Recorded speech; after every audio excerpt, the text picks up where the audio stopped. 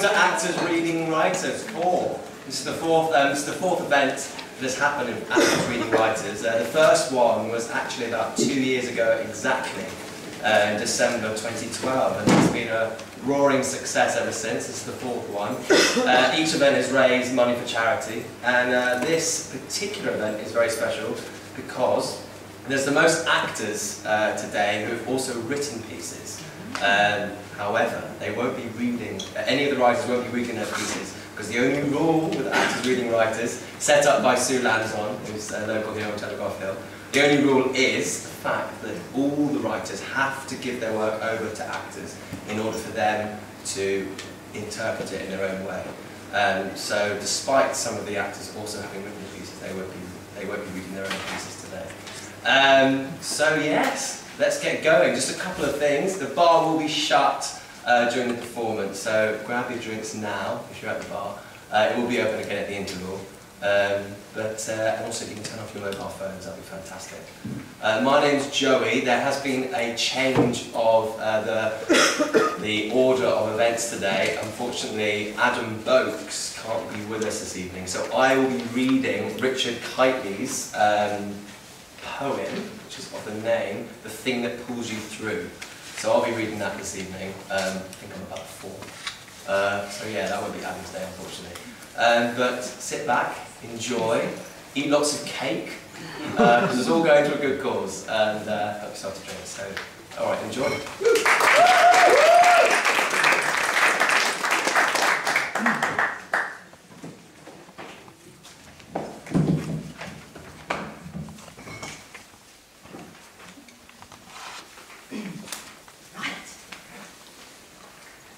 Never Knowingly, a short story by Joan Taylor Rowan.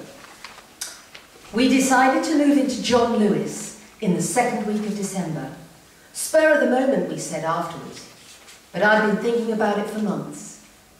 We were sitting in the collections department, a little bit like Argos, but with manners and proper upholstery. Roy just looked at me, and I knew. It's very busy in December, and they take on a lot of temps. I know because I worked there one Christmas in bed linens. There's nothing I don't know about tog values and interior baffles. Roy and I met in John Lewis. He did deliveries. He delivered me from loneliness, I like to say, and he rolls his eyes. At first we packed a big suitcase, and then Roy said, "Oh, why? They've got everything we need, even a food hall." It was a Saturday early evening when we made the big move. We wandered about the store looking for the best place to hide until the shop shut. I knew we'd made the right decision, but I was still nervous. "What about security cameras?" I whispered to Roy. He winked and tapped his nose. "Everyone thinks they have those motion-sensitive cameras like in Ocean's 11, but they don't." We hid in the stairwell in a little recess that Roy knew about. He said some of the youngsters would go in there for a snog in their breaks. Roy used to take one of my sandwiches in there. He said he needed privacy for one of my cheese and pickle granary bits. I could hear footsteps fading on the stone stairs, the muffled voices saying goodbye, and finally the silence, except for my heart going like the clappers. Roy had his delivery man outfit on, and a sort of disguise, although he doesn't do that anymore. In fact, he doesn't have a job at all now. It isn't nice to see your stuff on your front lawn, but what really upset me was seeing how shabby it all looked in the daylight. Nothing looks shabby in John Lewis. The first couple of nights were the worst. I found it hard to sleep. I'd forgotten about the cleaners. We had to hide until they'd finished. It tied me up in knots. But Roy was so calm. "They won't hear us, industrial hoovers are noisy." And he squeezed my hand. He's been like that since they put him on Prozac. It's marvellous stuff. I'm tempted to get some of it myself. But Roy says one of us has to have some perspective. After they left, we spent 2 hours in the ladies' changing rooms until my nerves calmed down. You should have seen some of the things we tried on. He's got a good pair of pins, says Roy. We soon began to forget we'd lived anywhere else. We dined on delicious salad and cakes and things I'd never dreamed of buying. Always past their sell-by date, of course. They'll only give this lot to the Sally Army and for the homeless anyway, Roy said. We're just cutting out the middleman. We got up early, straightened our beds, and I was careful to put back the evening dress I'd worn the night before. Oh, it was all just perfect. The big tree on the ground floor covered in lights, and the smaller one in the children's department hung with little trains. Roy sighed when he saw it. We'd had to put his Hornby on eBay. Nearly broke his heart. And then, on Christmas Eve, I found the slippers. There were 2 pairs, his and hers, blue and pink. They were tucked under an armchair on the upholstery floor. They'd been worn. I stared at those slippers for a long time. That evening, curled up with Roy on a baroque divan, I shared my suspicions. Someone else had entered our refuge. I blamed myself. We'd ignored upholstery and carpets. The heart of a well-kept home, my mother would have said. And now we were paying the price. Roy wasn't convinced, but he doesn't argue much these days. At 11 p.m, wearing our black day-marked all-in-ones, our faces dabbed with a bit of cherry blossom, we crept up the back stairs. Roy looked like one of those girls on the Clinique counter. I can hear them moving around, I said, peering in through the glass. Maybe it's mice. With torches? There's definitely someone in there, Roy. I looked into his face and saw my own emotions reflected there. I thought he might cry because I know I wanted to, and then that feeling was overtaken by another. It surprised me, really, because I'm usually so accommodating, like one of those trees you see gripping onto the edge of a cliff in a high wind. Indomitable, that's what all the neighbours said when they saw my sofa being loaded into the back of the DFS van and not a tear on my face. It was seeing that little tremble in Roy's chin did something to me. Then I clenched my fists and I burst through the door shouting, "What's going on?" Their flashlights went crazy. Then the floor was plunged into darkness. Roy thrust the mag light into my hand and I scanned it around the rolls of curtain fabric.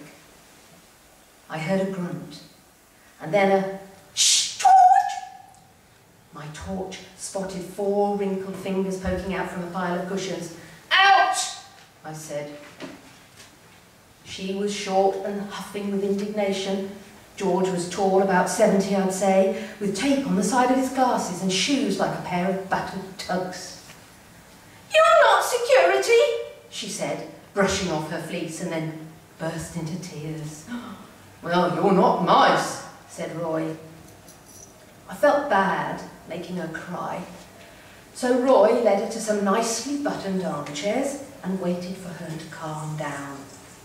"So, what are you doing here?" I demanded.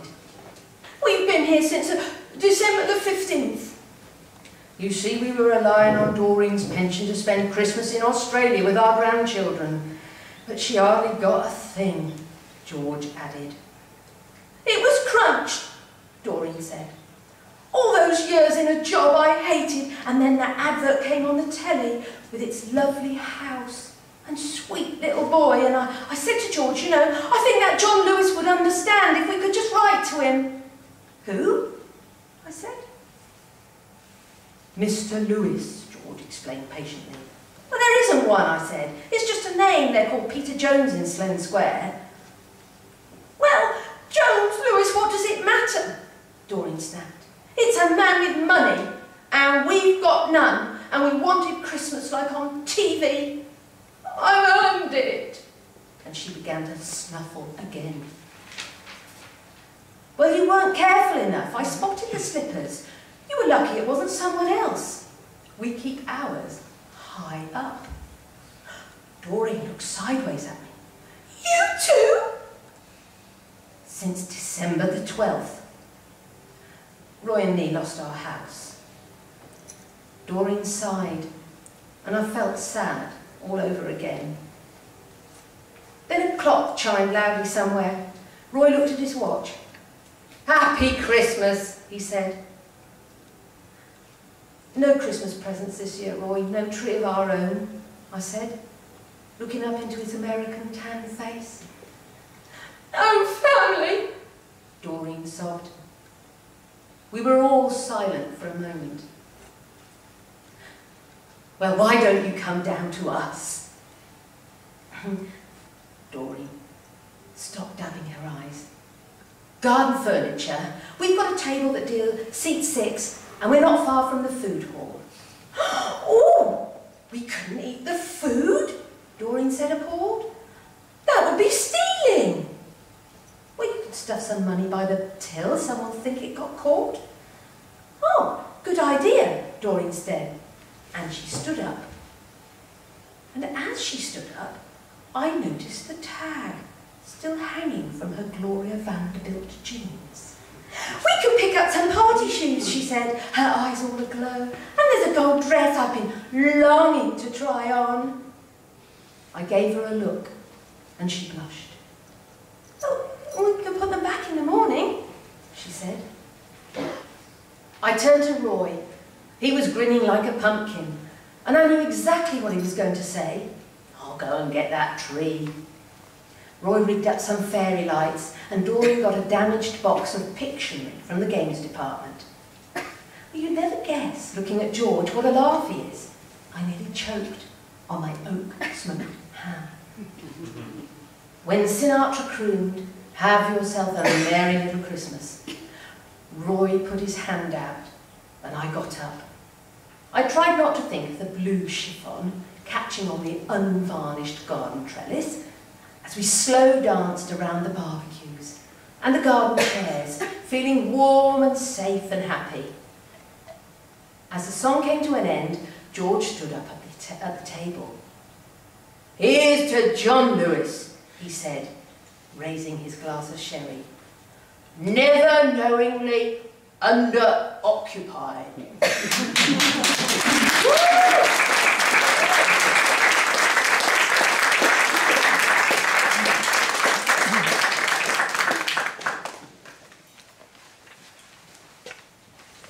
The Ecstasis, a story by Rupert Fraser.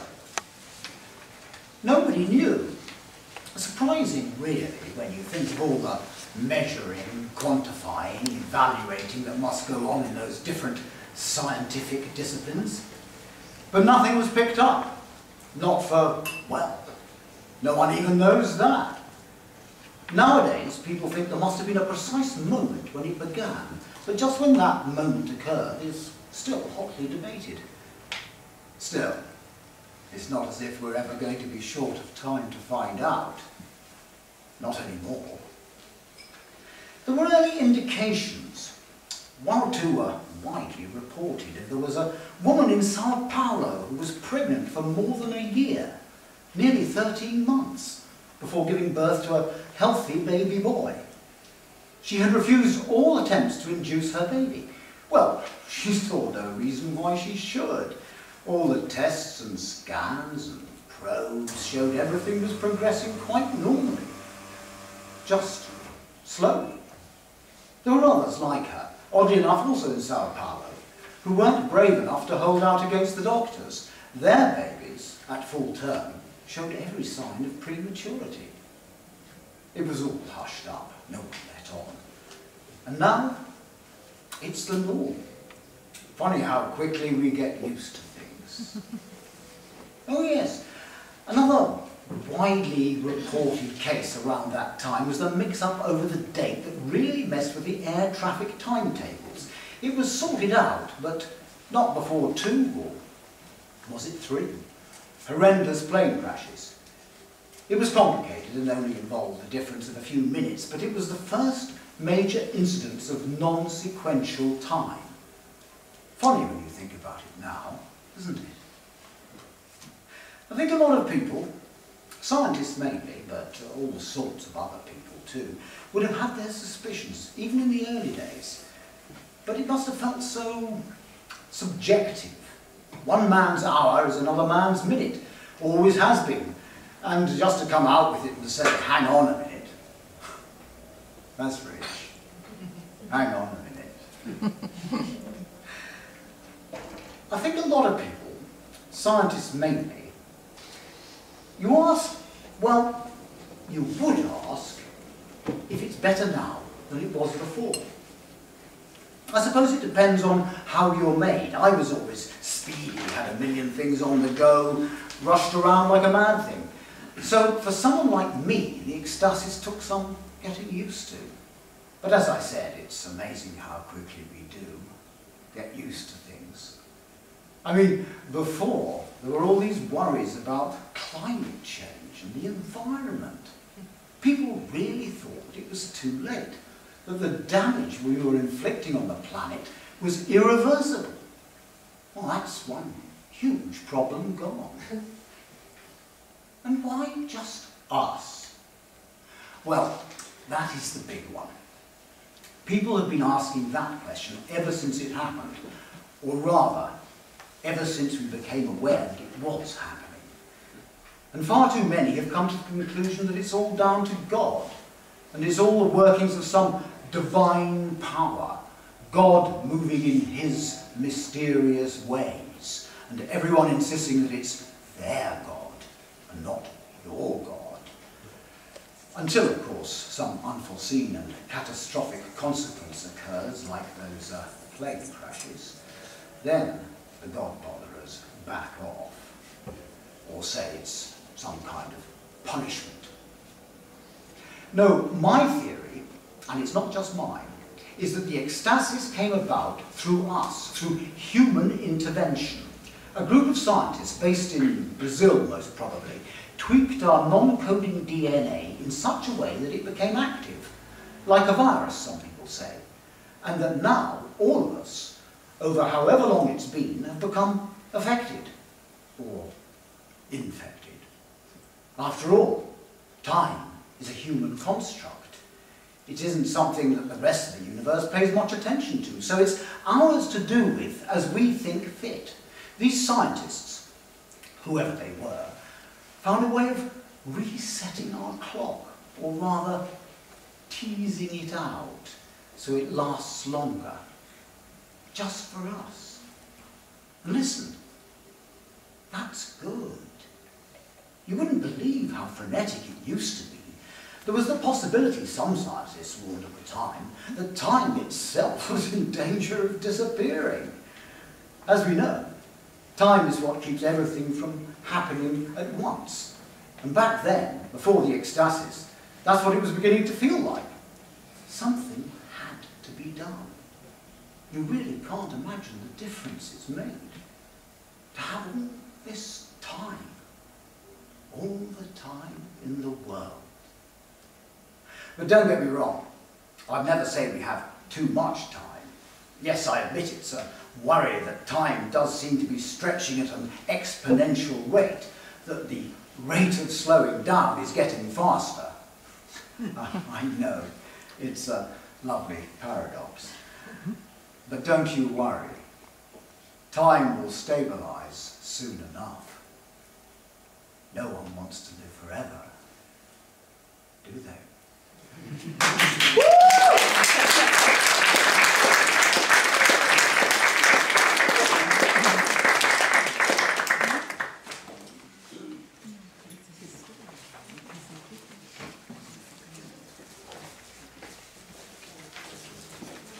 Everyone Can Learn, a poem by Lucy McGowan. All the runners, sun-kissed blunders, in lycra wonder. Woman and man and their child fall under our trump-ladled expelling of the other. The rich are not poor. They drink vitamins and explore in roaming beasts with wings and false teeth that take any flash and bulb and crush insects to apply in a mould of youth less vanity. A picture of the day built in insanity. Their gods are on Ritalin, Viagra and Valium. They cleanse through the chaos but don't monitor what's happening. And the love is lost at sea. Drowning in the weak, it's deep, and the others just watch from the yacht. It's no life at all when you're not, so that the body just bobs. And wave after wave steal their sobs. They are wasted in an erotic god's tears. Who cares so little, he leaves. And you still believe in your fishermen, all the fisher gods that come to our swinging poles. Each leg twists and our backs bend lower, and although mists and needs grow colder, so we go deeper. Our trains go nowhere faster, but the cranes are flipped and tunnel through murkier waters where, undercover, politicians wait in submarines to be the first to be seen. With what next they can barter. Fracking caused disaster, but they weigh up the options and plead the martyr. Helpless against nature, but stronger than it. Perhaps bombs will stop it, pleading certainty. And what next? Same old test. For the living dummy running on pillow-stuffed tummies, living off a spoon that retracts the golden syrup, and a plastic that pisses on your new carpet. The wind-blown oatmeal, chlorine-soaked, new house, sun-toned yolk. It's all on you. Make down payments, fill your boots, with red-inked pursuits of interest. Now your second test as a running foreigner is to last longer than the one before you. The money world, the money, money, money. Closed banks and circles not to run in. Closed to the new money ones. Too much attention, no discretion. They'll keep saying that you can learn the lesson, the secret, the answer, the poor bastards. Still new to the privilege, all shiny bells to distract from the stains of elbow grease. Real work still in the memory, still enemy. Woo!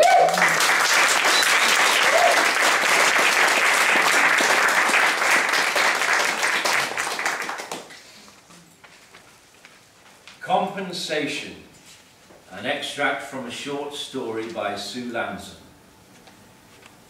It was not yet light. The cab was booked for 3:30. Sleep seemed pointless. He kept himself awake reading from a book of short stories that arrived by post the day before. In one story, a fading film star at the edge of the narrative seemed to be based on Omar Sharif.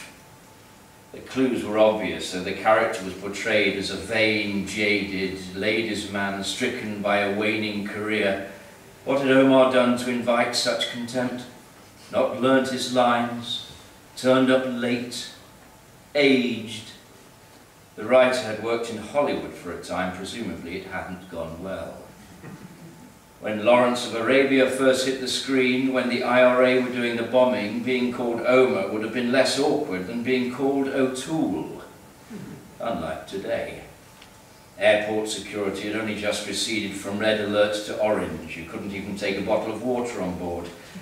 He should try and remember these thoughts when he and Monica ran out of things to say. Had she even heard of Omar Sharif? She said she would meet him from the plane. Then he told her the time of the flight and they had a little Skype spat. He couldn't believe she still stayed in bed till noon despite being older than she liked to think. She couldn't believe he was flying Ryanair despite being wealthy enough to travel first class on a scheduled flight. There were paparazzi everywhere, she said, and she needed to get her sleep. They made up with a little Skype sex. When she came, he held his breath, dying for a few moments in her place. At 3, he took a shower and dressed. He was in love and had bought new clothes, silk boxers, ridiculously expensive jeans, a Ralph Lauren cabled cashmere crew neck in pink. A man in pink is a man secure in his sexuality, the shop assistant had said. Returning to the steamy bathroom to brush his teeth, he opened the window. The steam hovered, met by the muggy air of a June night, some kind of stalemate. It was far too hot for a sweater. The jeans were narrow and uncomfortable. The boxers were so far okay. He worried about his lack of sleep. Monica would look into his baggy eyes and question him about what he'd been up to the night before. He may think of something, play with her jealous, mercurial nature. She was an actress after all. No, sorry, actor. Artiste. There was a sudden scuffling noise beneath the window, a squelching noise, a gasp of breath, a man's guttural "ah!" and a woman's cry. He froze. Sound continued to rise in a cacophony. There were two women, something being ripped, sobbing. He looked at his watch, 3:18. The cab would be here in 12 minutes. He ducked down, holding onto the side of the bath. Another squelch, ghastly, a punch to the stomach, he guessed. The jeans creaked, digging into the tops of his thighs. He was catching a plane, he couldn't get involved. The women were now crying hysterically, screaming. He rose slowly and looked out of the window. Dark shapes on the pavement, suitcases on wheels. The assailant had gone. He had approximately 10 minutes in which to do something noble. He ran down the stairs and into the street. It was still night. Dawn came around 4. "Hello," he said. One of the women was holding her hands over her face. The other was trying to pick up things scattered on the pavement. "Can I help? I live here." "I think I broke my nose." "I'll call an ambulance. You see, my taxi's coming any minute. I'd invite you in, but I have to lock up." "It's okay," said the other woman. "I already called. He only got one of the phones." She shoved a few objects into a bag and stared at the pavement. "I'm Doug," he said. I'm sorry. "We've just come back from Portugal. He took all our money." "How much?" "All of it." "A bit silly to be carrying cash around here in the middle of the night." "You don't say." She looked at him, accusatory in the dark, while her friend staggered towards the low wall, clutching her face. Doug ran back into the house, grabbed the throws from the sofa in the living room and ran out again. Though it was hot, he hoped they would understand the gesture was one of comfort. The taxi pulled up. Doug stopped. His impulse to blanket the women, to insulate them from the residue of the crime, from their own shock, would involve touching, draping. "All right, mate," the cabbie said through his open window. "Gatwick." "They've been mugged," Doug said, relinquishing the throws onto one of the suitcases lying on their sides. He felt the seconds ticking by. The cabbie was talking on his radio. The woman with the broken nose buckled down on the pavement, groaning. She could be lying on a syringe, a condom, a hair extension, a chicken bone. "Look, my cleaner will be here tomorrow, so keep the throws till then. In fact, keep them forever." The red one's Paul Smith. "Are you sure you called an ambulance?" "What'd you take me for?" the other one said. "Delusional." The cab driver was standing next to him. "Want to take it to the hospital, mate?" Doug. The name's Doug. No, we can't. There isn't time. Check-in is... He fumbled for his ticket, then realised he hadn't even bought his luggage from the house. Shit! He ran inside, got his suitcase and laptop bag, put the alarm on, locked the door. Back in the street, she was still prone on the pavement, turning blue, but maybe that was just the sodium glare. The throws were still on the suitcase. The cab driver was back in the cab.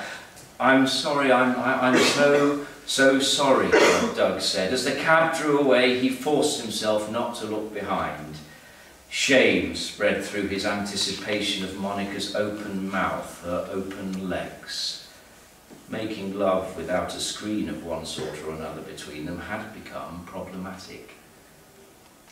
His first sight of her in person was at the press launch.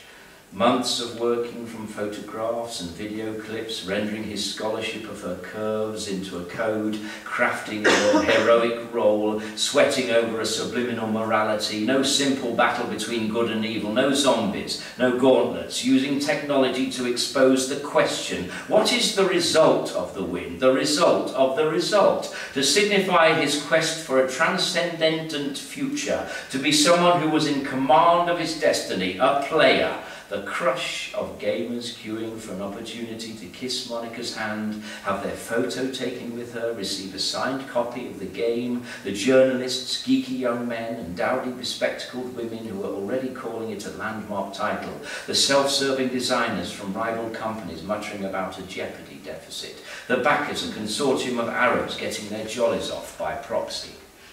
He moved towards her in a trajectory that annihilated any obstacle in his way, as if pressing the arrows on his console, left, right, up, down. "I'm a film buff," had been his opening line. "I saw you in Il Caravaggio de Valletta." Scusi? I'm Doug. He slid into the seat next to her. She bristled and glanced at the security guard stationed on the far side of the banquet table. No, I'm Doug. I'm the inventor of Scope Mania. Ah, Doug, she nodded. My inventor. Scope Mania had made them both rich. He wondered if owning the rights to Monica's digital likeness had anything to do with his recent erectile problem. Her husband, the Duke of Montoya, was demanding a large payoff. As the plane gained altitude, he tried to ignore the pressure in his ears by focusing on the texture of the clouds, a series of low-resolution greys pixelated through the scratched surface of the window. The flight attendant seemed bored. It took ages to get a drink. The mugging kept intruding. The face bruised and bloody. He hadn't actually seen her face. Her hands were covering it. Had she been beautiful?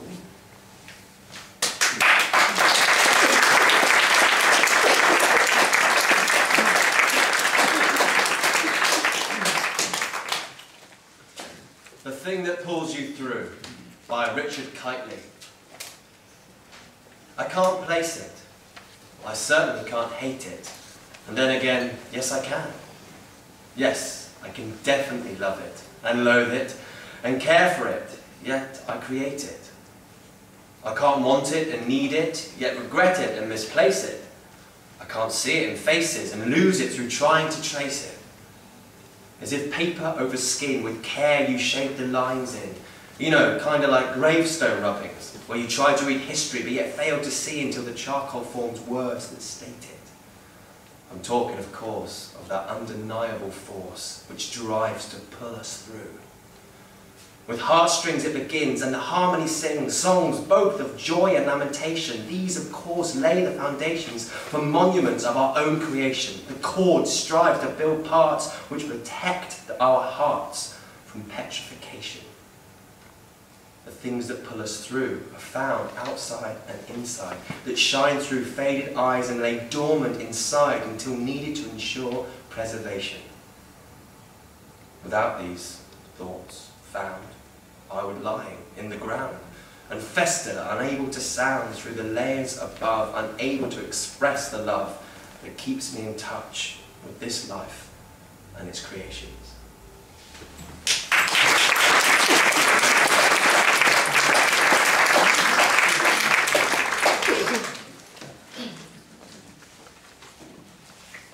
Fruits of the Sea, a story by Anna Fodorova.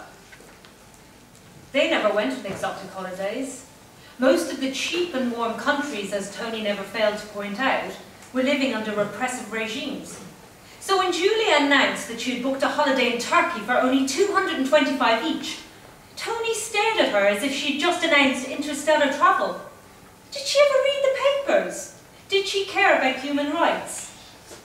But luck was on their side. For months there was no news. Then the day before the departure, Julia heard on the radio about Kurdish prisoners on a hunger strike. The other prisoners were preventing the ones in a coma from being artificially fed. Their mothers kept a vigil in front of the prison, waiting for their sons' corpses. That was when she considered cancelling the holiday. But just then, Tony proudly showed her a new pair of shorts, and Julia, moved by his boyish smile and the pallor of his legs, turned the radio off. Throughout their stay, Julia sometimes wondered if the prisoners had started dying. But whom could she ask? Their cheerful Glaswegian representative, Lorna, who splashed their arms with rose water while they sat cross-legged on cushions, witnessing pancake making. Or the ever-smiling waiter who greeted them with the warmth, often not reserved even for the closest family back home. Tony, on the other hand, had some pressing questions of his own. Why were the tiny twin huts described in the brochure as spacious, secluded bungalows, and the surrounding prickly bush leading to the rubbish tip? Was this the so-called fragrant Mandarin Grove? The strip of ash-coloured sand on which the restaurant spilled out its messy tables and chairs, and who knows what else, the spectacular sandy beach? And where was the sea, for that matter?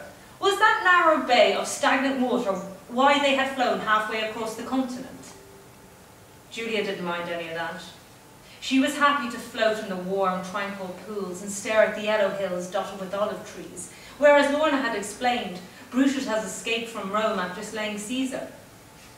In the falling darkness, she would sit on their porch, inhaling the sweet smell of bougainvillea, peeling the unripe mandarins. Once or twice, she dared herself to plunge into the sea at night, discovering the part in the dark water made it alive with green fluorescent plankton that left a glowing trail on her arms. As for Tony, it proved only a matter of days before he took to calling the silver-grey sand our beach, their cramped room our house. He even turned a blind eye when Julia, succumbing to her maternal instincts, as he amusedly remarked to the couple next door, adopted one of the scavenger cats. They fed her the leftovers, which they secretly scooped from behind the waiters' backs. And when the cat's scrawny body began to fill in, her face resembling their tabby back home, despite her mournful nose, they felt a glowing pride. The days passed, punctuated by their new routine, and the nights by silent couplings. The unspoken issue between them that Julia wanted a child, and Tony didn't. And so, as when they'd first met and he had used to teasingly greet her tongue with the clenched teeth, he would sometimes playfully roll over in the middle of their lovemaking, staining the sheet. One evening, in their local store, Julia caught on the TV a picture of police in riot gear surrounding a building from which gaunt men were hurling bits of furniture. This was followed by a mugshot of a young man, his eyes 2 targets of black. Luckily, Tony was in the middle of paying. When he turned, the screen flickered with explosions, the news having moved to Chechnya. "Not a place to book a holiday, please, Julia, remember that," Tony said. That night, Julia hardly slept. The seafood she had ordered that evening for dinner kept resurfacing inside her with the urgency of an important message. When finally she managed to doze off, she dreamed of a huge snake, his rattling scales ablaze with bright blues, reds and greens of such blinding intensity. She woke to see Tony already dressed, loading film into his camera. They had booked an excursion to a remote market to which the peasants brought their produce on donkeys' backs, as they have been doing, according to Lorna, since time began. Despite the early hour, the air in the room was already heavy with heat, and the moment Julia got up, she felt faint. She staggered as far as their coach, her head throbbing with pain, then she turned back. There was no point in Tony staying behind with her. They were flying back tomorrow, and he was looking forward to spending their every last coin in support of the local economy. Julia passed the day oscillating between the hot, lulling stillness and the choking spasms that propelled her to the bathroom. The white walls spinning around her were speckled with reddish-brown smears, minuscule mosquito memorials left behind by earlier holidaymakers. Finally, she dozed off, losing all sense of time. The next thing she knew, there was a presence. Expecting the greens, reds and blues, she kept her eyes shut, though the brightness shone right through. And she could hear the rattling of scales, faint at first, then unexpectedly. Not knowing if she was still in a dream, she looked up and saw by the door a pale young man in a torn shirt, gasping for breath. Outside, helicopter blades sliced the air. Soon their chopping was drowned by loud voices and the barking of dogs. The man stepped closer. Her white sheet momentarily flashed in the black targets of his eyes, and the shouting approached and the barking, the other noises too. The man quietly disappeared into the bathroom, closing the door behind him. And Julia wondered if she dreamed the whole thing up. Then the uniforms burst in, 3 and 4 jostling the door, 2 Alsatians pulling at the leash. Seeing the alarm in Julia's face, the older man, probably an officer, ordered the dogs to be kept back. "Prisoner ran away, no see lady." Julia shook her head. "Nice holiday lady." Salutes grins, the doors were closed. Julia hadn't moved an inch. Even her breath she curbed to a minimum by putting herself in a trance-like state. Well, what the fugitive's crime was, she could only guess. Hopefully he had managed to squeeze out through the skylight above the toilet. When he suddenly materialized beside her bed, shirt sticking to him, dark stubble moist with perspiration, Julia carried on pretending to be a corpse gazing at the mandarin tree that filled the window, as if lit by a giant spotlight. When he hesitated, she noticed that what she mistook for a shriveled twig was vibrating and emitting a high-pitched noise. And it crossed her mind, How absurd would it be if a cicada was the last thing she would ever see? Then the hot eastern wind rushed in, blowing the muslin curtain, and brought voices with it again. This time English. The man gasped and ducked down just in time before the shadow fell in. And Julia did something, the last thing she'd ever expected of herself, the very last thing. She reached out, her hands skimming his hair, thick with oily like plums of a bird, and pulled him under a sheet, as if they were hide-and-seek playmates. "What a palaver! You all right in there?" the couple from next door called. Feeling the man's quivering form over her, lithe and angular, his sweat mingling with hers, his heart pounding her ribs, she called to them she was fine, and then patiently waited for them to go away. Then she did the next impossible thing. She freed her arms and cradled him. Tony returned, brimming with excitement. The market was something not to be missed. He had brought a set of traditional coffee cups and still had enough money to get Julia a present. A cotton dress ablaze with flowers in reds, greens and blues. But when she tried it on, to Tony's disappointment, it proved far too loose around her waist. Yet Julia felt he had never given her anything as binding.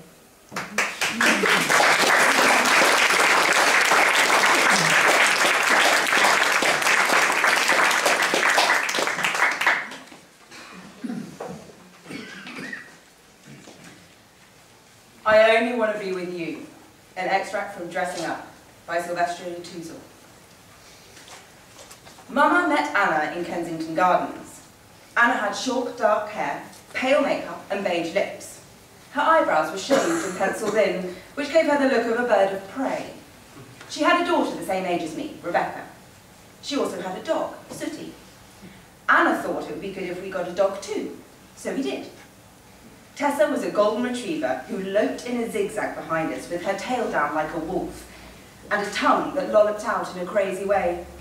Anna said she was sure she had some red setter in her. That would account for her being so highly strung. Having Tessa meant we had to go to the park every day. We spent most of our time with Anna and Rebecca. Mama and Anna would park the pushchairs in the playground. Mine was red, Rebecca's was white with pink rosebuds. While Rebecca and I went on the swings, the women sat on the bench, smoking woodbines, railing against the world, denouncing men and singing Dusty Springfield hits. I learnt to mimic Dusty's fake American accent and the way she flicked her huge hands out from her wrists at an angle. Dusty was the epitome of pop chic, an impeccable imaginary friend. I knew there was something unfathomable in Dusty's black eyes, heavy with false lashes, but the slight semblance of drag queen was lost on me then. When Dusty turned up in the night like a siren at the end of my bed, with her platinum blonde hair back-combed high, I imagined we might sing a duet on Ready, Steady, Go. Rebecca was less taken with Dusty than I was. Rebecca was a big girl, with powerful legs and pigeon toes, several steps beyond tomboy.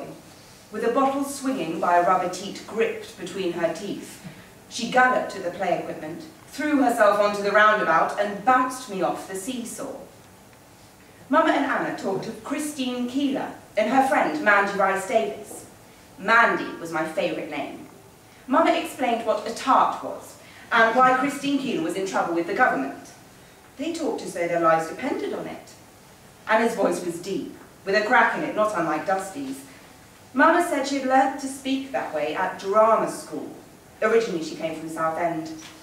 After being with Rebecca for a couple of minutes, I usually made my way back to the bench where Mama and Anna were sitting. Even the ins and outs of the Profumo scandal were preferable to Rebecca's violence disguised as play. Rebecca was the agent of a subversive mission only Anna understood. When Rebecca demanded to go down the big slide, banned to under sevens, Anna cheered as she whisked off the end into a puddle. She encouraged her daughter to eat whatever she wanted, and later was delighted when she threw up in McFisheries. When we'd got used to the idea that Rebecca was a tearaway, Anna took things a step further and let her smoke. I wanted cigarettes too. Mama bought me 10 filter tip woodbines in a green and white packet. I was 4. We hid them on a secret shelf at the back of the cupboard in the bedroom that my father had made to store his father's silver cigarette case. I promised never to tell him or Grandma about the cigs. They might not understand. Perhaps Mama knew that I didn't know how to smoke them. I blew down the cigarette. The end glowed. Rebecca, on the other hand, was inhaling 40 a day and soon had raging bronchitis. Mama and Anna got matching haircuts. They began to dress in the same black polo neck sweaters. From a distance, it was hard to tell them apart. Sometimes, people in shops mistook Rebecca for Mama's daughter and presumed that I belonged to Anna. I enjoyed the mistake. Anna had glamour. People gravitated towards her. After the playground, we'd stop at the drinking fountain long enough for Rebecca to get soaked. Then we'd decide whether to push onwards to the round pond or to take a detour via the ladies' lavatories to dry off. Mama and Anna would stand smoking more cigarettes at the end of the little curved path outside the ladies, chatting with Mrs. O'Gorman, the lavatory attendant, while Rebecca and I jumped on and off 2 square milestones embedded in the ground, which were engraved 1.5 miles. We tried to work out what we were 1.5 miles from, like Jean Pitney being only 24 hours from Tulsa. Later we discovered it was Marble Arch. Mrs. O'Gorman had a blue-black perm and eyebrows in brown hoops, which made her look like Edith Piaf, whose picture I'd seen on an LP cover at home. But instead of a little black dress, Mrs. O'Gorman wore a pale blue nylon overall. She said we'd be surprised who came through her door. She talked as if she knew Mandy Rice Davis personally. Mrs. O'Gorman's first name turned out to be Christine, which gave her a special interest in the case. Whatever Anna and Mrs. O'Gorman talked about seemed pretty important. Their world was momentous and funny. Sometimes Mama did a skipping dance with delight like a child. Once she laughed so much she fell down in the dust and rolled around with bits of brown grass sticking to her jacket. It may have been Mrs. O'Gorman who introduced brandy into the proceedings. The bottle of Courvoisier had a gold-coloured cap, which served as a measure. The cap had ridges like a tiny jelly mould. Mama and Anna liked to top up as they did their rounds. I don't know how much they drank. After my brother was born, Mama used the old Courvoisier bottles for his orange juice. She and Anna loved it when passers-by thought the baby was drinking brandy. That was typical of their sense of humour. We also used to pass the time with 2 park keepers, Darcy and Marge. Mama said Darcy had a girlfriend, but Marge lived with her mother because she was plain. One day, Darcy gave Rebecca a peaked hat. I never got to wear that hat. Not even once. After we'd sat at the round pond for a while, we'd head for Whiteley's department store to the soda fountain with pink and white neon writing. We'd balance on high stools. I would sit gingerly on a raspberry ice cream soda in a thick glass, while Rebecca packed away a towering Knickerbocker glory, layer upon scary layer of ice cream, jelly, fruit syrup, chopped nuts, a cherry on top, a wafer in the shape of a fan, and a long spoon to devour it with. Sometimes we gave the ice cream a miss and just hung around the door to the ice rink for another cigarette. Once, Rebecca thought she'd spotted Dusty Springfield going in to hire skates with Mandy Rice Davis. But Anna said it was probably just a couple of tarts on their tea break.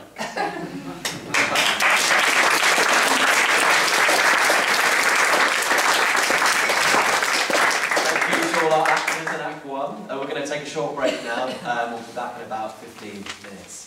Thank you.